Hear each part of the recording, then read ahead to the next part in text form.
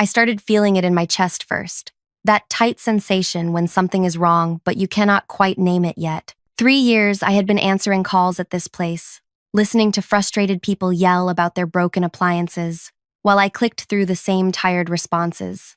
The pay was barely enough, but it kept the lights on. Her name was Gretchen, our floor manager. She had this way of standing that made you feel small without her saying a word. On that Tuesday morning in March, she gathered all 12 of us near the water dispenser and made her announcement. You people waste 3 hours daily, every single one of you. So starting Monday, we are monitoring everything. Bathroom trips, water breaks, how long you stare at your phone, everything. She said it like we were thieves, like we were personally stealing from her wallet. I looked around at my teammates. Rolf had 2 kids and a wife recovering from surgery. B worked double shifts here and at a grocery place. None of us were wasting anything. We were surviving. Nobody argued, though. What could we say? Jobs were impossible to find that spring. Half the businesses on my street had closed. This was still better than nothing. I worked the morning shift, 8 to 4, handling the appliance complaints. Washing machines that flooded kitchens, refrigerators that stopped cooling, ovens that sparked. People called angry, and I did not blame them. I would be angry too. The following Monday, they installed everything, 89 devices. Gretchen walked around with a technician, pointing at different spots. Above our workstations, near the break area, by the restroom hallway. She kept saying it was for productivity metrics, response times, call durations, how fast we typed. This is how successful companies operate, she told us during the afternoon briefing. You will thank me when our numbers improve. My name is Cleo. I am 28 years old. I never finished college because my mom got sick and someone needed to help with bills. I am not special. I do not have important connections or fancy skills. I just show up and do the work. But I notice things. Always have. When I was younger, my mom used to say I could spot a crooked picture frame from across a room. She meant it as a joke, but she was right. Details stick with me. The first month with the new monitoring felt strange but manageable. We adjusted, started timing our bathroom breaks, ate faster, stopped chatting between calls. Gretchen would walk around with her laptop, glancing at whatever was on her display, nodding to herself like a teacher grading tests. Month 2 is when I started noticing her behavior shift. She would open her laptop during our shifts and just stare, not for a few seconds, for long stretches, 10 minutes, 15, 20. Her expression would change depending on what she was looking at. Sometimes her eyes would narrow. Sometimes she would lean closer to the display. Once, I saw her zoom in on something. That was not someone checking productivity metrics. That was someone watching something else entirely. One afternoon in May, Gretchen walked past my workstation while I was finishing a call. Her laptop was angled just enough that I caught a glimpse of what was on her display. It was not showing our work areas. It was showing the small changing area near the back. Just a tiny closet with a mirror where 3 of us would fix our clothes after lunch if we spilled something or needed to adjust. My breathing went shallow. I finished my call on autopilot, my brain trying to make sense of what I had just seen. Maybe I was wrong. Maybe it was a different feed. Maybe I misunderstood, but I could not shake it. That night, I barely slept. I kept replaying that glimpse of her display, the angle, the location. It was definitely the changing area. The next day, I started paying closer attention, really paying attention, watching when Gretchen watched, noting which times she seemed most focused on her laptop. I could not see her display from my workstation, but I could see her face, the way she would bite her lower lip when she was concentrating, how she would adjust her position to get more comfortable for longer viewing sessions. During my break, I walked around our floor like I was stretching my legs. I counted the monitoring devices again, 89, just like she said. But their placements seemed odd now that I was looking with fresh eyes. Sure, some were pointed at workstations, but others were angled at the small kitchen area where people made instant noodles, at the wellness room where people went to take their medications in private, at the supply closet where you could make personal calls because it was the only spot without background noise from everyone talking. Why would productivity monitoring need views of those places? I felt sick, actually physically ill, but I could not tell anyone. Who would believe me?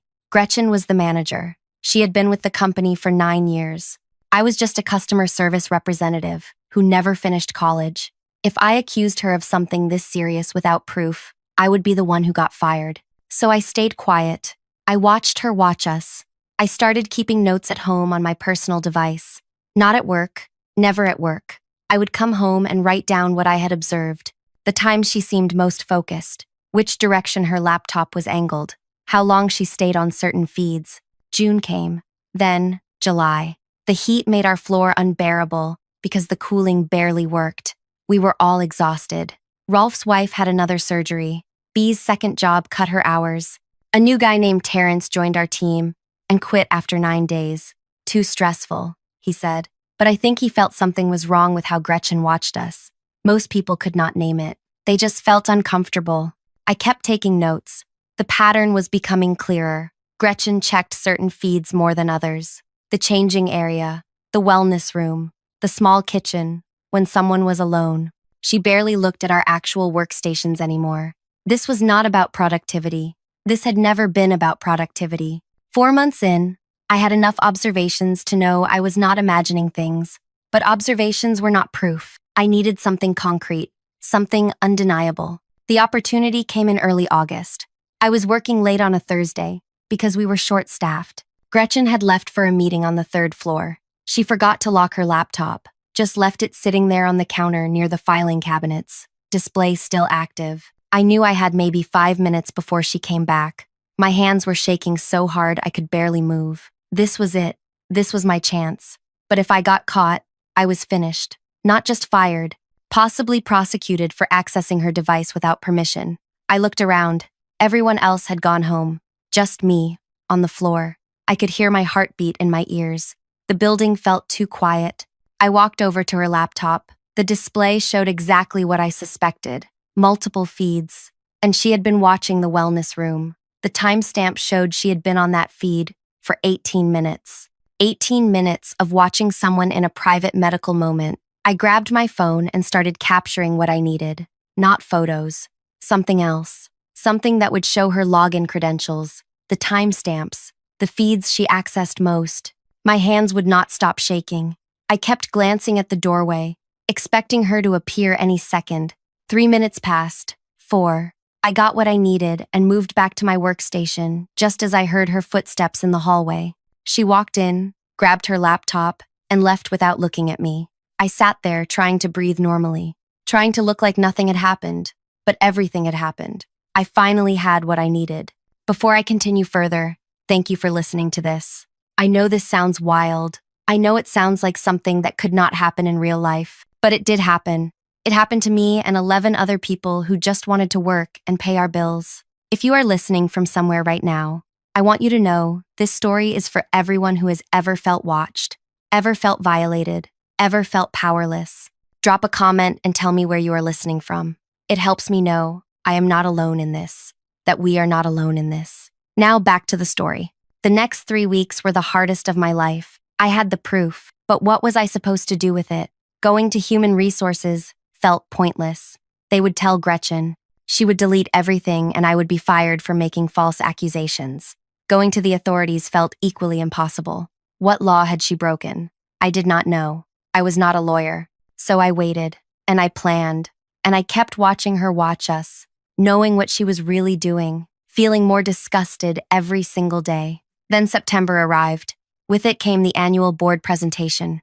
Every year, the company held this big presentation where department heads showed their results to the board. 15 senior leaders would fly in from different regions.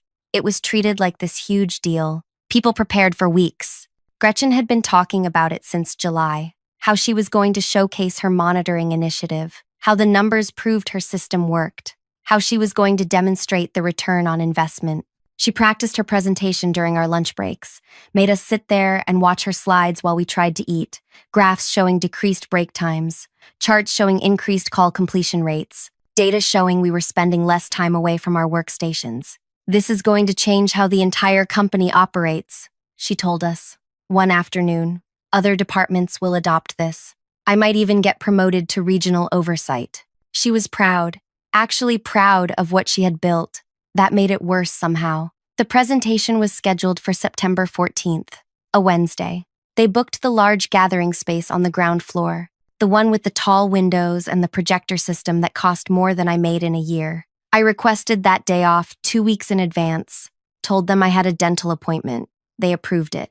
Then, 3 days before the presentation, I sent an email to the executive assistant who coordinated the board meeting. Said I was a customer service representative who had insights about the monitoring system that the board might find valuable. Asked if I could attend as an observer. She replied within an hour. Said observers were not typically allowed, but given the topic relevance, she would add me to the attendance list. Just sit in the back and do not disrupt. I could barely eat for those 3 days. Barely slept. I kept running through what I was going to do, how I was going to do it, what could go wrong. Everything could go wrong. Tuesday night, I did not sleep at all. Just lay there staring at my ceiling, thinking about Rolf's kids, about Bia working herself into exhaustion, about that new guy Terrence who quit after 9 days because he felt something was wrong, about every person who had used the wellness room or the changing area or the kitchen, not knowing they were being watched like that. Wednesday morning, I put on the nicest outfit I owned, a plain button-up and dark pants, nothing fancy. I looked like I was going to a funeral. Maybe I was. Maybe this was the funeral for my job, my income, my ability to pay rent. I arrived at the building at 8:30. The presentation was not until 9:15, but I wanted to be there early, needed to settle my nerves.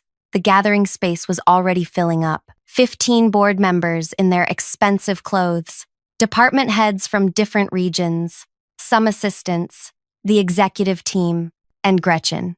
Standing near the front, organizing her notes, checking her laptop, she looked confident, comfortable, like someone about to receive praise. She saw me walk in. Her expression shifted to confusion, then annoyance. "What are you doing here?" she asked, walking over to where I stood near the back. "I was invited," I said quietly, "as an observer. Observers were not approved for this." "Check with Rita," I said, naming the executive assistant. She added me to the list. Gretchen looked like she wanted to argue, but people were taking their seats. She could not make a scene. Not now. Not in front of the board. She walked back to the front, but kept glancing at me. Suspicious. The presentation started at 9:20, 5 minutes late because one of the board members had trouble with traffic. The chief executive opened with some remarks about company performance, then introduced the agenda. 5 presentations from different departments. Gretchen was third. I sat through the first 2 presentations, barely hearing anything. My heart was beating so loud I thought people around me could hear it. My palms were sweating. I had my phone in my pocket with everything I needed already loaded, ready to go, but I kept thinking about backing out, just leaving, pretending I never saw anything. Then Gretchen was introduced. She walked to the front, connected her laptop to the projector. Her first slide appeared on the large display behind her. Productivity enhancement through comprehensive monitoring. She talked for 12 minutes, showed her graphs, her charts, her data. The board members were nodding, taking notes. One of them asked about implementation costs. Another asked about employee pushback. Gretchen answered smoothly, confidently. The initial resistance was minimal, she said. Once staff understood this was about helping them improve, most embraced it. That was a lie. Nobody had embraced it. We had tolerated it because we needed our jobs. She continued, showed more slides, more numbers, talked about expanding the system, about rolling it out to other departments, about making it company-wide. "Any questions?" she asked, looking at the board members. A few hands went up. Standard questions about technical specifications, about data storage, about privacy compliance. Gretchen answered each one, still confident, still comfortable. Then she asked again, "Any other questions?" I raised my hand. She saw me. Her expression hardened. She clearly did not want to acknowledge me, but the chief executive had noticed my hand too. "Yes?" he said, looking at me. "You have a question?" I stood up. My legs felt unstable. "I have something that shows the real impact of this monitoring system." The room shifted. People turned to look at me. Gretchen's face went pale.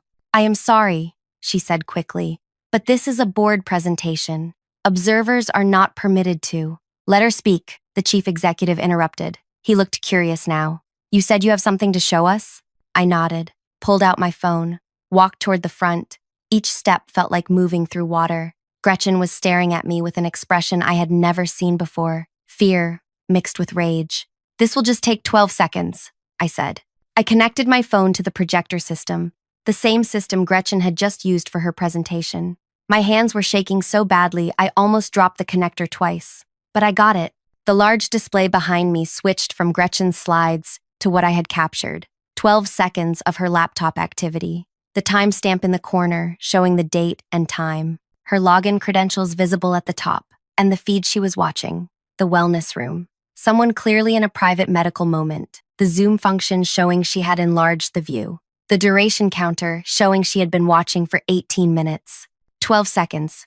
That was all it took. The room went completely still. Nobody moved. Nobody spoke. It felt like the air had been sucked out of the space. Then the chief executive stood up. "What is this?" Gretchen tried to speak. Her mouth opened, but nothing came out. She looked at the display, at the board members, at me, back to the display. "That is not," she started. "I was not. That is your login credentials," I said quietly. My voice was shaking but clear. "That is your access. That is what you were watching. Not productivity metrics. Not work performance. That. For 18 minutes. One of the board members, an older woman named Iris, stood up. She looked furious. How many of these feeds were positioned in private areas? I looked at her. Multiple.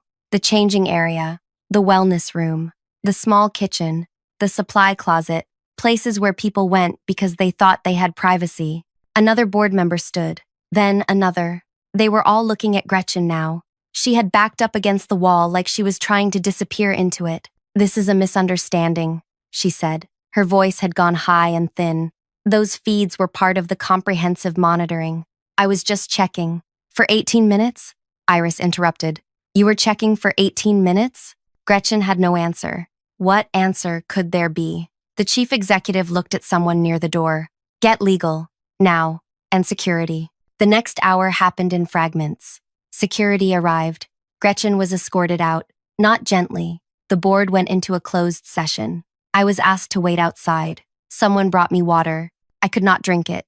My hands were still shaking too badly. Rita, the executive assistant, sat with me. She did not say much, just sat there. At one point she said, "You were very brave." I did not feel brave. I felt like I was going to pass out. At 11:45, I was called back in. Just the chief executive and Iris. They asked me questions for 20 minutes. How long had I noticed this behavior? Had I told anyone? Did I have other evidence?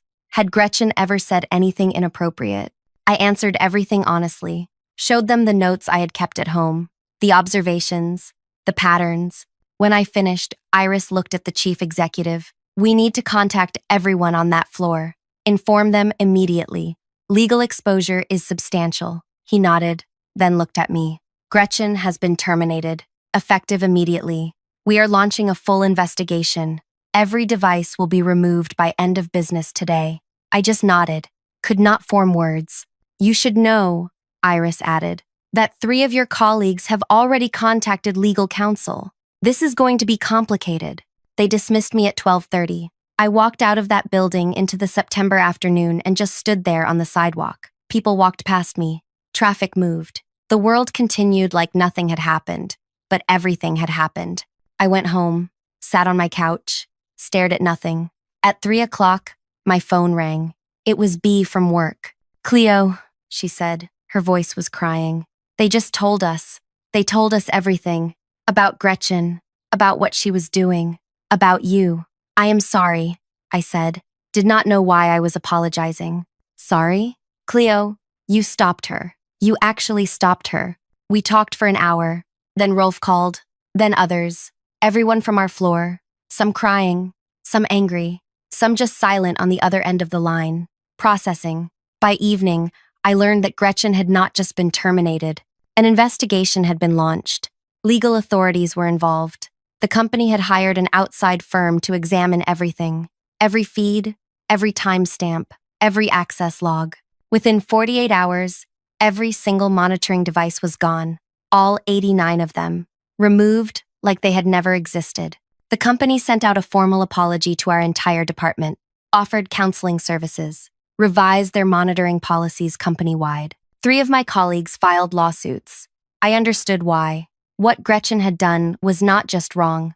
It was a violation that could not be fixed with apologies or policy changes. I did not file a lawsuit. Some people asked me why. My answer was simple. I did not want to spend the next 2 years reliving this in depositions and courtrooms. I wanted to move forward. That was my choice. Others made different choices. Both were valid. October brought changes I was not expecting. The chief executive called me into his office. Not the gathering space, his actual office on the 7th floor. I had never been up there before. It smelled like expensive coffee and leather furniture that probably cost more than my entire apartment. "Sit down, Cleo," he said. He was older, maybe late 50s, with gray hair and tired eyes. "I want to talk about what happens next." I sat, waited. My stomach was tight. "First, I want to apologize," he said. "Not on behalf of the company, personally, from me. What happened to you and your colleagues should never have occurred. We failed in our oversight. We trusted the wrong person. That failure is on leadership. It is on me." I did not know what to say, so I said nothing. "Second, I want you to know that Gretchen will face consequences beyond termination. The investigation has uncovered evidence that what she did may constitute criminal violations. That is being handled by authorities now." I nodded slowly. Part of me felt relief. Part of me felt nothing. I was so tired. "Third," he continued, "we need to fill the floor manager position for your department. We want to promote from within. Someone who understands what that team has been through. Someone they trust." He was looking at me, really looking at me. "You want me to be the manager?" I asked. My voice came out smaller than I intended. "I want you to consider it. You showed courage, integrity, leadership when it mattered most. Those are not common qualities." I thought about it for maybe 5 seconds. Then I said, "No." He looked surprised. "No? I appreciate it," I said carefully. "I really do. But I do not want to be anyone's manager. I do not want that kind of power over people. Not after what I saw someone do with it." He leaned back in his seat, studied me for a long moment. Then he nodded. "I understand. That is fair. But I want to offer you something else then. A position in our ethics and compliance department. We are building out that team. We need people who understand what happens when systems fail, when oversight fails. People who will speak up. Would you consider that?" That felt different. "Better. Can I think about it?" "Take your time," he said. "The offer stays open." I left his office feeling strange. Like I had stepped into someone else's life. This was not supposed to happen to people like me. I was supposed to just keep my head down and survive. That was the plan. That had always been the plan. But things had changed. I had changed. November came cold and gray. 3 months since the board presentation. The lawsuits were moving forward. The company had settled with one colleague already. The terms were confidential, but word got around that it was substantial. Substantial enough that she quit and moved to a different city. Started over, somewhere new. I stayed, kept working customer service, answering calls about broken appliances. But something was different now. People treated me differently. Some with respect, some with suspicion. Like I was someone who could not be trusted with secrets anymore. B was one of the few who stayed normal around me. We had lunch together most days. She had quit her second job finally. Could afford to now. The company had given our entire department raises. Guilt money, she called it. But money was money. "You ever regret it?" she asked me one afternoon in late November. We were eating sandwiches from the place across the street. The cheap place with the good bread. "Regret what?"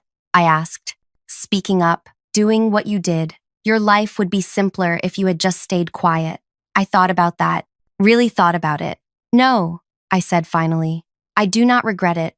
My life would be simpler, but I would not be able to live with myself. Does that make sense?" She nodded.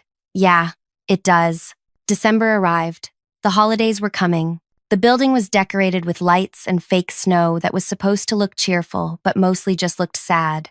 People were planning parties and time off, talking about family visits and travel. I was planning something else. I had made my decision about the job offer. On December 9th, I accepted the position in ethics and compliance. Started in January. Different floor, different responsibilities, same building. When I told my team during our last shift together before I transitioned, they were happy for me. Most of them. A few seemed hurt that I was leaving.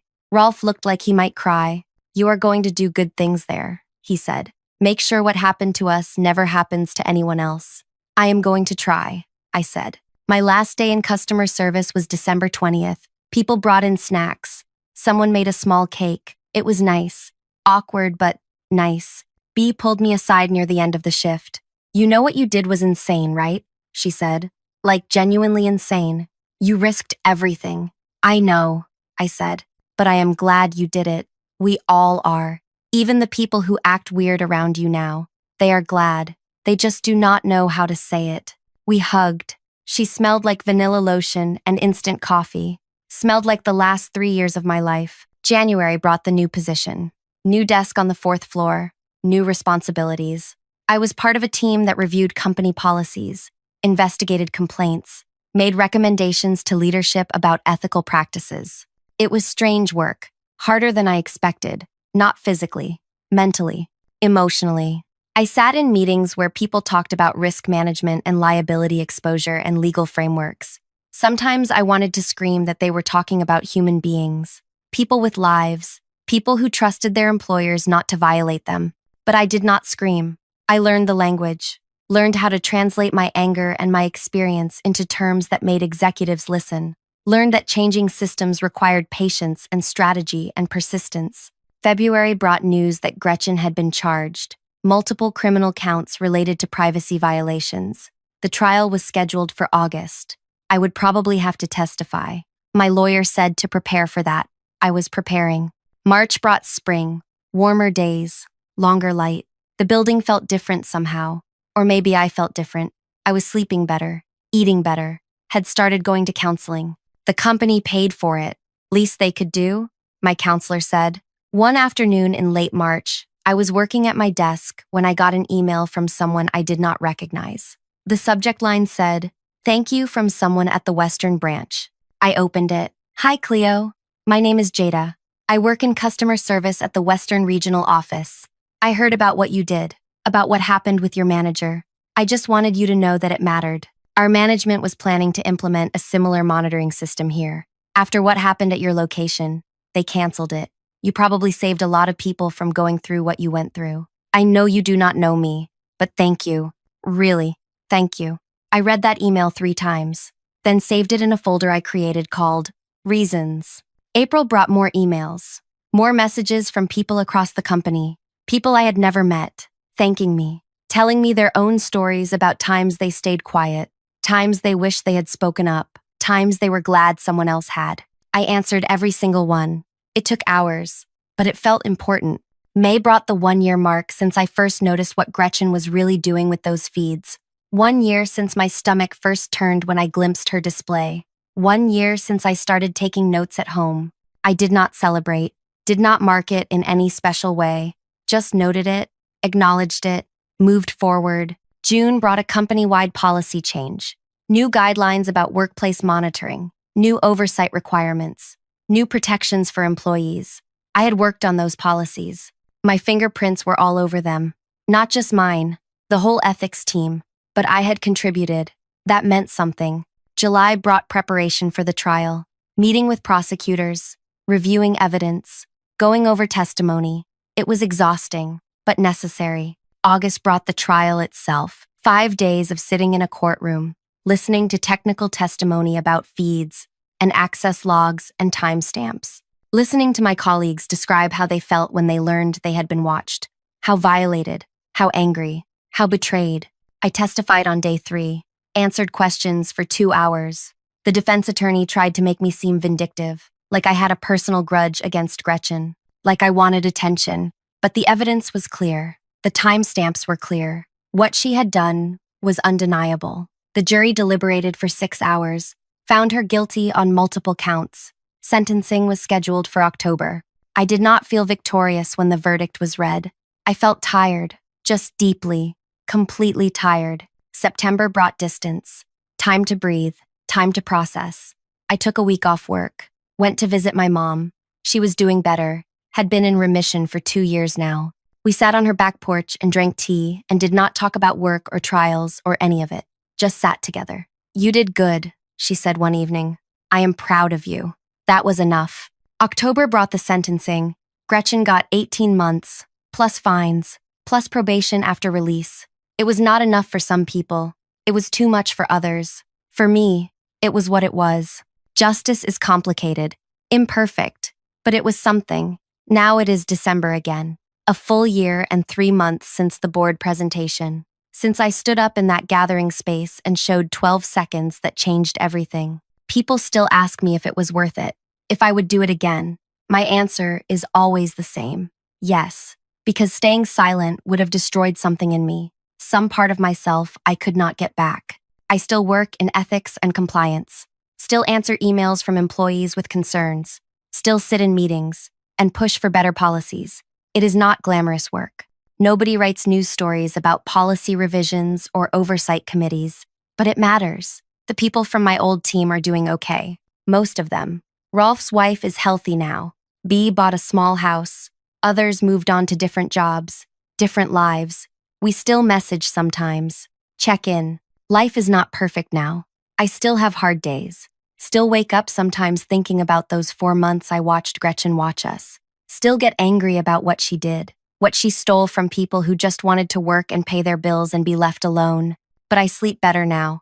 I look at myself different in the mirror. I know what I am capable of, not just capable of enduring, capable of fighting back, of speaking up, of being brave when bravery was required. That knowledge changed me, made me someone I did not know I could be. And if I could go back to that Tuesday in March when Gretchen first announced the monitoring system, knowing everything that would happen, all the fear and risk and exhaustion and pain, would I still choose to speak up? Yes. Every single time. Yes. Thank you for listening to my story, all the way to the end. I know it was long. I know it was heavy, but these stories matter. The ones where ordinary people face impossible situations and find the courage to do what is right anyway. If this story connected with you, if it reminded you of your own moments of courage, or times you wish you had spoken up, leave a comment below. Hit that like button. Subscribe if you want to hear more stories like this.